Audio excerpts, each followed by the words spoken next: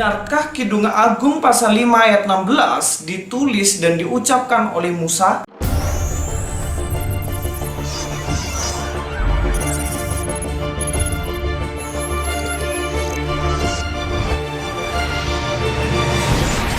Shalom Alaikum, terima kasih untuk teman-teman semuanya yang masih terus semangat untuk belajar kebenaran firman Tuhan. Bersama saya Luis, kali ini saya akan mengungkapkan kekeliruan dari Ustadz Abdul Somad. Kekeliruan Ustadz Abdul Somad adalah mengatakan bahwa Kidung Agung pasal 5 ayat 16 diucapkan oleh Musa.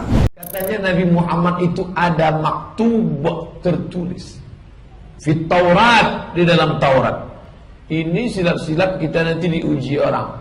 Kata kitab kalian ada nama Muhammad itu tertulis. Ya, nih, buka aja. Buka dari awal sampai akhir. Mana? Bukalah dari awal sampai akhir. Tak ada nama Muhammad di situ. Nengoknya dari bawah. Kata-katanya manis semata-mata. Segala sesuatu padanya menarik. Demikianlah kekasihku, demikianlah temanku. Hai putra-putri Yerusalem. Ini ucapan Musa.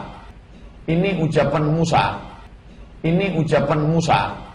Musa bercerita bahwa akan ada nanti nabi terakhir, orangnya kata-katanya manis, segala sesuatu padanya menarik, demikianlah kekasihku, demikianlah temanku. Dia kekasihku, dia temanku. Hai putra-putri Yerusalem. Ketika Ustadz Abdul Somad mengatakan bahwa Kidung Agung pasal 5 ayat yang ke-16 diucapkan oleh Musa, saya rasa ini bukanlah salah ucap dari Ustadz. Ingat ya, bukan salah ucap dari Ustadz Abdul Somad, karena dia mengatakannya dengan sangat yakin. Dan ini merupakan kekeliruan yang sangat konyol. Sebab yang pertama, ketika beliau mengutip ayat ini dan ditaruh di slide-nya, jelas-jelas di slide-nya beliau tertulis Songs of Solomon, yang artinya nyanyian Salomo. Teman-teman tahu kan Salomo anaknya Raja Daud? Selisih umur antara Musa dengan Salomo adalah ratusan tahun. Jadi Musa bukanlah teman seangkatan dari Salomo. Terus ngapain ayat ini yang ucapkan Musa ya?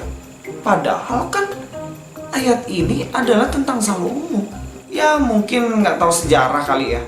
Kedua, Kidung Agung ini sebenarnya ditulis oleh Salomo. Ini terbukti dari beberapa ayat yang muncul di dalam kitab ini. Bahkan di ayat pertama pun sudah memunculkan namanya. Kidung Agung 1 ayat 1, Kidung Agung dari Salomo. Jelaskan ada nama Salomo di ayat yang pertama. Bahkan di ayat-ayat yang selanjutnya, kata Salomo juga muncul. Kidung Agung 1 ayat 5, pasal 3 ayat 7, ayat 9. Ingat ya, dari ayat-ayat ini muncul kata Salomo, yang berarti tulisan di dalamnya adalah tulisan Salomo ataupun perkataan-perkataan dari Salomo. Monggo dibaca Alkitabnya. Ketiga, kitab Kidung Agung ini sebenarnya masuk ke dalam syair, puisi, bukan kitab Taurat. Tapi sepertinya di videonya Pak Ustadz Abdul Somad, beliau berpikir bahwa kitab ini merupakan kitab Taurat. Katanya Nabi Muhammad itu ada maktub tertulis di Taurat, di dalam Taurat. Ya saya nggak tahulah, mungkin Pak Abdul Somad bisa jelaskan kepada saya.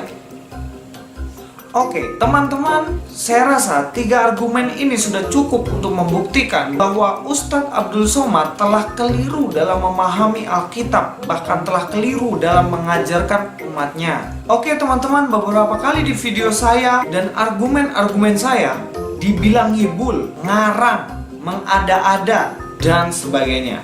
Tapi kalau teman-teman semuanya lihat, saya selalu menyertakan referensi, bukti-bukti, kutipan-kutipan dari argumen saya.